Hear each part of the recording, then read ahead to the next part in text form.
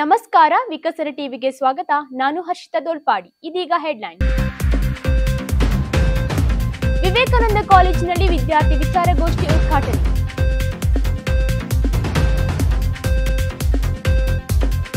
Kallega tigers ತಂಡದ ಪಿಲಿಯೇಸ ಸಂಭ್ರಮ.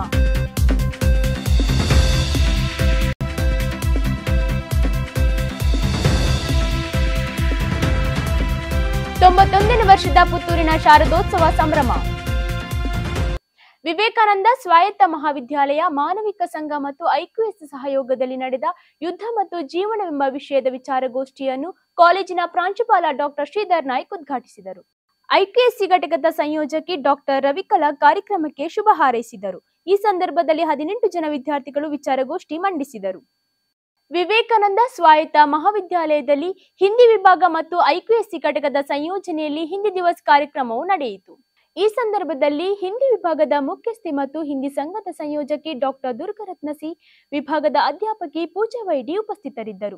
ಕಾರ್ಯಕ್ರಮದಲ್ಲಿ ಹಿಂದಿ ದಿವಸ್ ಅಂಗವಾಗಿ ನಡೆಸಿದ ಸ್ಪರ್ಧೆಗಳ ಬಹುಮಾನವನ್ನು ವಿಜೇತ ವಿದ್ಯಾರ್ಥಿಗಳಿಗೆ ವಿತರಿಸಲಾಯಿತು. ವಿದ್ಯಾರ್ಥಿಗಳಿಂದ ಸಾಂಸ್ಕೃತಿಕ ಕಾರ್ಯಕ್ರಮ ನಡೆಯಿತು. ಕರಾವಳಿಗರ ಪಾಲಿಗೆ ಊದು ಪೂಜೆ ಅಂದ್ರೆ ವಿಶೇಷ ಹಬ್ಬ. ಊರ ಪರವೂರ ಜನರು ಅದ್ದೂರಿಯಾಗಿ ಸೇರುವ ವಿಶೇಷ ಸಂದರ್ಭವಿದು. ಈ ಸಂದರ್ಭದಲ್ಲಿ ಕಲ್ಲೇಗ ಟೈಗರ್ಸ್ ತಂಡ ಪಿಲಿಯೇಸಕ್ಕೆ ಹೇಗೆ ಸಜ್ಜಾಯಿತು ನೋಡ್ಕೊಂಡು ಬರೋಣ.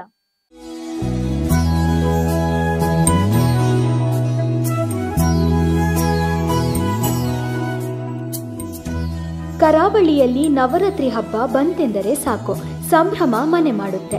ಒಂದೆಡೆ ದೇವಿಯ ಆರಾಧನೆ, ಪೂಜೆ ಪುನಸ್ಕಾರಗಳು, ಇನ್ನೊಂದೆಡೆ ಹಬ್ಬಕ್ಕೆ ಮೆರುಗು ನೀಡುವ ಪಿಲಿನಲಿಕೆ.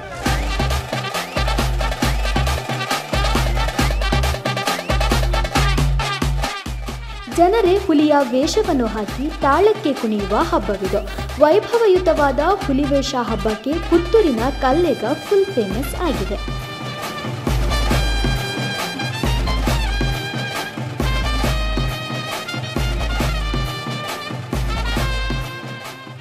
ದಕ್ಷಿಣ ಕನ್ನಡದ ಪುತ್ತೂರಿನ ಕಲ್ಲೇಗ ಟೈಗರ್ಸ್ ಆಯೋಜಿಸುವ ಪಿಲಿಯೇಸ ಅದ್ದೂರಿಯಿಂದ ಪ್ರಾರಂಭವಾಯಿತು. ಸೆಪ್ಟೆಂಬರ್ 26ರ ಸಂಜೆ ಊದುಪೂಜೆ ಮಾಡುವ ಮೂಲಕ 8ನೇ ವರ್ಷದ ಹುಲಿವೇಷಕ್ಕೆ ಚಾಲನೆ ದೊರಕಿತು. 26ರಂದು ಹುಲಿವೇಷ ಪ್ರದರ್ಶನ ನಡೆಯಿತು.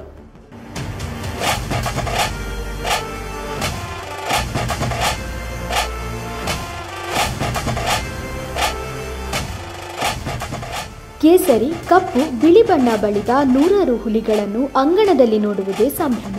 ತಾಸೆಯ ಪೆಟ್ಟಿಗೆ ಲಯಬದ್ಧವಾಗಿ ಹೆಜ್ಜೆ ಹಾಕುವ ಹುಲಿಗಳು ಎಂತಹವರನ್ನು ಬೇಕಾದರೂ ರೋಮಾಂಚನಗೊಳಿಸುತ್ತೆ.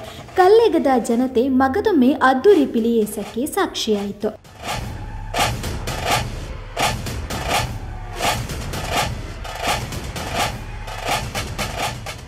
ಜನಸಾಮಾನ್ಯರಿಗೆ ಹುಲಿವೇಷ ನೋಡೋದು ಅಂದರೆ ಮನೋರಂಜನೆ.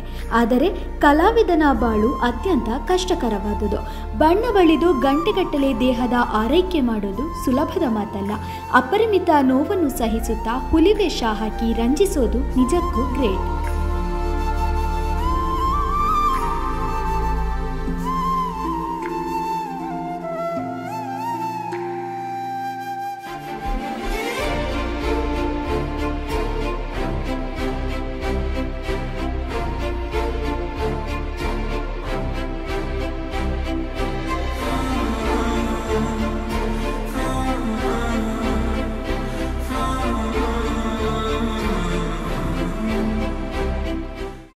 ಅಮರಾವತಿಯಲ್ಲಿ ಭಾರತ ಅಂತಾರಾಷ್ಟ್ರೀಯ ಕಾನೂನು ಶಿಕ್ಷಣ ಮತ್ತು ಸಂಶೋಧನಾ ವಿಶ್ವವಿದ್ಯಾಲಯ ಸ್ಥಾಪಿಸಲು ಸರ್ಕಾರ ನಿರ್ಧರಿಸಿದೆ ಎಂದು ಆಂಧ್ರಪ್ರದೇಶದ ಶಿಕ್ಷಣ ಮತ್ತು ಐಟಿ ಇಲಾಖೆ ಸಚಿವ ನಾರಾ ಲೋಕೇಶ್ ತಿಳಿಸಿದ್ದಾರೆ.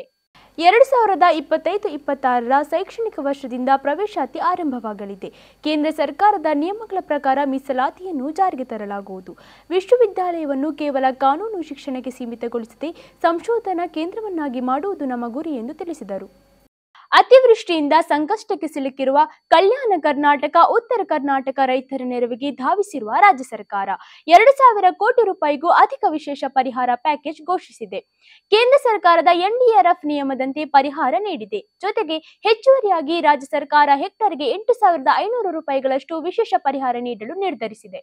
ಮುಖ್ಯಮಂತ್ರಿ ಸಿದ್ದರಾಮಯ್ಯ ಸಚಿವರ ಸಮೀಕ್ಷೆ ನಡೆಸಿದರು. ಬಳಿಕ ಭೀಮಾ, ಕಾಗಿನಾ, ಮಾಂಜ್ರಾ ನದಿಗಳ ಪ್ರವಾಹದಿಂದ ತತ್ತರಿಸಿರುವ ಕಲ್ಯಾಣ ಕರ್ನಾಟಕ ಜಿಲ್ಲೆಗಳಲ್ಲಿ ವಿಶೇಷ ಪರಿಹಾರ ಪ್ಯಾಕೇಜ್ ಘೋಷಿಸಿದರು. ಟೀಂ ಇಂಡಿಯಾ ಪರ 2 ಟೆಸ್ಟ್ ಪಂದ್ಯಗಳನ್ನಾಡಿರುವ ಯುವ ಎಡಗೈ ದಾಂಡಿಗ ಇಶಾನ್ ಕಿಶನ್ ಇದೀಗ ರಣಜಿ ಟೂರ್ನಿಗಾಗಿ ಸಜ್ಜಾಗುತ್ತಿದ್ದಾರೆ. ಈ ಟೂರ್ನಿಯಲ್ಲಿ ಜಾರ್ಖಂಡ್ ಪರ ಕಣಕ್ಕಿಳಿಯಲಿರುವ ಇಶಾನ್ ಕಿಶನ್ ಭರ್ಜರಿ ಪ್ರದರ್ಶನ ನೀಡಲಿದ್ದಾರೆ. ಟೀಂ ಇಂಡಿಯಾದ wicket keeper batter Ishan Kishan ಮುಂಬರುವ ರಣಜಿ ಟೂರ್ನಿಯಲ್ಲಿ ಜಾರ್ಖಂಡ್ ತಂಡವನ್ನು ಮುನ್ನಡೆಸಲಿದ್ದಾರೆ. ಅಕ್ಟೋಬರ್ 15ರಿಂದ ರಣಜಿ ಪಂದ್ಯಾವಳಿ ಶುರುವಾಗಲಿದ್ದು, ಈ ಟೂರ್ನಿಯಲ್ಲಿ ಜಾರ್ಖಂಡ್ ತಂಡದ ವಿಕೆಟ್ ಕೀಪಿಂಗ್ ಜೊತೆ ನಾಯಕತ್ವ ವಹಿಸಿಕೊಳ್ಳುವರು. ರಿಷಬ್ ಶೆಟ್ಟಿ ನಟಿಸಿ ನಿರ್ದೇಶನದ ಈ ವರ್ಷದ ಬಹುನಿರೀಕ್ಷಿತ ಕಾಂತಾರ ಅಧ್ಯಾಯ 1 ಬಿಡುಗಡೆಯಾದ ಮೊದಲ ದಿನವೇ ದಾಖಲೆ ಗಳಿಕೆ ಮಾಡಿಕೊಂಡಿದೆ. ಈ ವರ್ಷ ರಿಲೀಸ್ ಆದ ಚಿತ್ರಗಳಲ್ಲಿ ಮೊದಲ ದಿನ ಅತಿ ಹೆಚ್ಚು ಅರ್ಥಾತ್ 89 ಕೋಟಿ ಕಲೆಕ್ಷನ್ ಮಾಡಿಕೊಂಡು ಹೊಸ ದಾಖಲೆ ನಿರ್ಮಿಸಿದೆ. ಗುರುವಾರದಿಂದ ಶುಕ್ರವಾರದವರೆಗೆ ಕೇವಲ 24 ತಾಸುಗಳಲ್ಲಿ 13 ಲಕ್ಷಕ್ಕೂ ಅಧಿಕ ಜನ ಆನ್ಲೈನ್ನಲ್ಲಿ ಟಿಕೆಟ್ ಬುಕ್ ಮಾಡಿರುವ ಮೂಲಕ ಈ ವರ್ಷ ಅತಿ ಕಡಿಮೆ ಸಮಯದಲ್ಲಿ ಅತಿ ಹೆಚ್ಚು ಟಿಕೆಟ್ ಬುಕ್ ಆದ ಸಿನಿಮಾ ಎಂಬ ಹೆಗ್ಗಳಿಕೆ ಕೂಡ ಕಾಂತಾರ ಚಿತ್ರಕ್ಕೆ ಸಲ್ಲುತ್ತದೆ. ಪುತ್ತೂರಿನಲ್ಲಿ ಜ್ಞಾನದೇವಿಯ ಉತ್ಸವ ಮೆರುಗು ತುಂಬಿತ್ತು. 91ನೇ ವರ್ಷದ ಐತಿಹಾಸಿಕ ದಸರಾ ಮಹೋತ್ಸವ ಸಂಭ್ರಮ ಹೇಗಿತ್ತು ನೋಡ್ಕೊಂಡು ಬರೋಣ.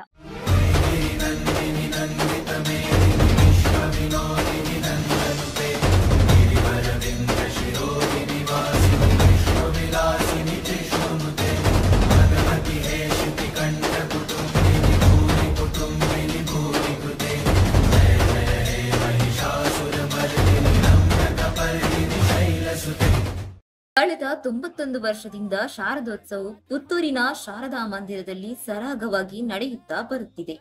ಕಳೆದ 3 ವರ್ಷದಿಂದ ಬಹಳ ವಿಜೃಂಭಣೆಯಿಂದ ಶಾರದೋತ್ಸವವನ್ನು ಆಚರಿಸುತ್ತಿದ್ದಾರೆ. ಪುತ್ತೂರಿನಲ್ಲಿ ಶಾರದಾ ಉತ್ಸವದ ವಿಶೇಷತೆ ಏನೆಂದು ನೋಡ್ಕೊಂಡು ಬರೋಣ.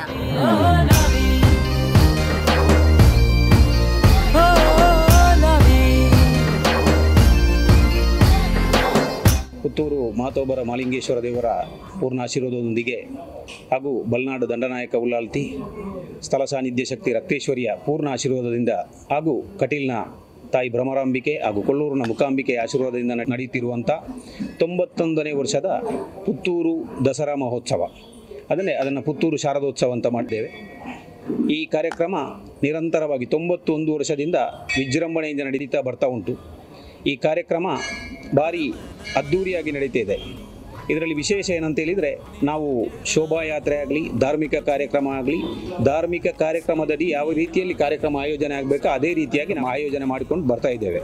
ಇದರ ಇತಿಹಾಸ ಏನಂತ ಹೇಳಿದರೆ, ಒಂದು ಪುರಾತನ ಕಾಲದಲ್ಲಿ ಒಂದು ಪುತ್ತೂರಿಗೆ ಒಂದು ಸಾಂಕ್ರಾಮಿಕ ರೋಗ ಬಂದಿರುತ್ತದೆ. ಆ ಸಂದರ್ಭದಲ್ಲಿ ಇಲ್ಲಿನ ಭಕ್ತಾದಿಗಳು ಇಲ್ಲಿ ಶಾರದಾ ಮಾತೆಯ ಹತ್ರ ಪ್ರಾರ್ಥನೆ ಮಾಡುವಾಗ ಶೃಂಗೇರಿ ಮಾತೆಯ ಒಂದು ಫೋಟೋವನ್ನು ಬಲ್ನಾಡು ದಂಡನಾಯಕ ಉಲ್ಲಾಲ್ತಿಯ ಕ್ಷೇತ್ರದಲ್ಲಿ ಹೋಗಿ ಭಜನೆ ಮುಖಾಂತರ ಪ್ರಾರ್ಥನೆ ಮಾಡಿ ಇಲ್ಲಿ ಶಾರದಾ ಭಜನಾ ಮಂದಿರದಲ್ಲಿ ಪ್ರಾರ್ಥನೆ ಮಾಡಿದಾಗ ಊರಿಗೆ ಬಂದಿರತಕ್ಕಂಥ ಒಂದು ಸಂಕಷ್ಟ ನಿವಾರಣೆವಾದದ್ದು ಬಹಳ ಹಿಂದಿನ ಇತಿಹಾಸ.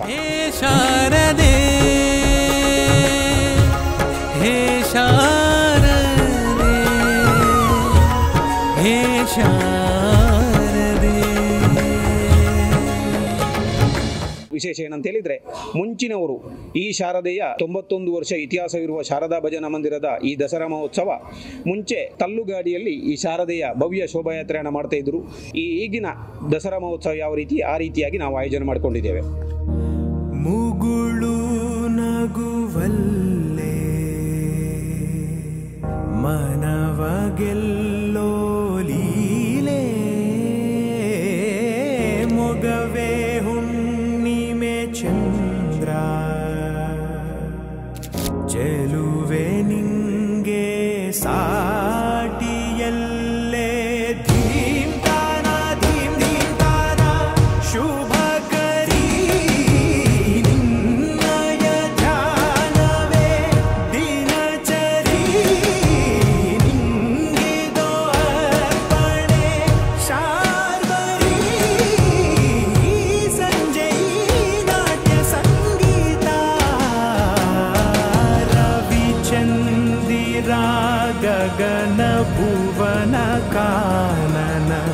ಜಗವೇ ನಿನ್ನ ಬನಾ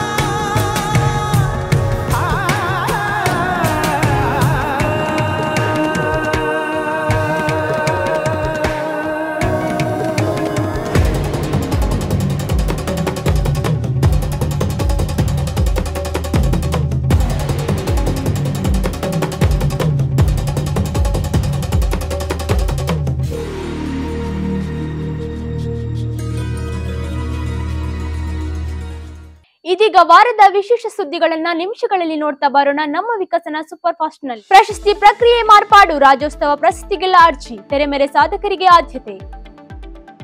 ಪೊಲೀಸ್ ಆಕಾಂಕ್ಷಿಗಳಿಗೆ ಸಿಹಿ ಸುದ್ದಿ, ನೇಮಕ ವಯೋಮಿತಿ ಸಡಿಲಿಕೆಗೆ ಸಮ್ಮತಿ. L&T BEL ಕಾರ್ಯತಂತ್ರ ಪಾಲುದಾರಿಕೆ, 5ನೇ ತಲೆಮಾರಿನ ಯುದ್ಧ ವಿಮಾನಕ್ಕೆ ಒಡಂಬಡಿಕೆ. ಬೆಳೆ ನಷ್ಟ ಪರಿಹಾರಕ್ಕೆ ಡ್ರೋನ್ ಸರ್ವೆ, ಕಂದಾಯ ಇಲಾಖೆಯಿಂದ ಪ್ರಾಯೋಗಿಕ ಜಾರಿ. ಬೆಂಗಳೂರಿನಲ್ಲಿ ಸೈಬರ್ ಕಮಾಂಡ್ ಸೆಂಟರ್, ದೇಶದ ಪ್ರಥಮ ಸೈಬರ್ ಕಮಾಂಡ್ ಪ್ರಯೋಗದ ಹೆಗ್ಗಳಿಕೆ. ರೋಜ್ಗಾರ್ ಯೋಜನೆಗೆ ಮೋದಿ ಚಾಲನೆ, ಬಿಹಾರದಲ್ಲಿ 75 ಲಕ್ಷ ಮಹಿಳೆಯರ ಖಾತೆಗೆ ತಲಾ 10,000 ರೂಪಾಯಿಗಳು. ಹೊಸ ಉಡಾವಣಾ ವ್ಯವಸ್ಥೆ ಹೊಂದಿದ 4ನೇ ದೇಶ, ರೈಲ್ವೆ ಹಳಿ ಆಧಾರಿತ ಕ್ಷಿಪಣಿ ಉಡಾವಣಾ ವ್ಯವಸ್ಥೆಗೆ ಭಾರತ. HAL ಜೊತೆಗೆ 62,370 ಕೋಟಿ ಒಪ್ಪಂದ, ವಾಯುಪಡೆಗೆ 97 ತೇಜಸ್. 5 ವರ್ಷಗಳ ಬಳಿಕ ಅಕ್ಟೋಬರ್ ಅಂತ್ಯದಿಂದ ಭಾರತ ಚೀನಾ ನಡುವೆ ನೇರ ವಿಮಾನ ಸೇವೆಗಳು ಆರಂಭ. ಇದಿಷ್ಟು ಈ ವಾರದ ವಿಶೇಷ. ಇನ್ನಷ್ಟು ಸುದ್ದಿಗಳಿಗಾಗಿ ನೋಡ್ತಾ ಇರಿ ವಿಕಸನ ಟಿವಿ.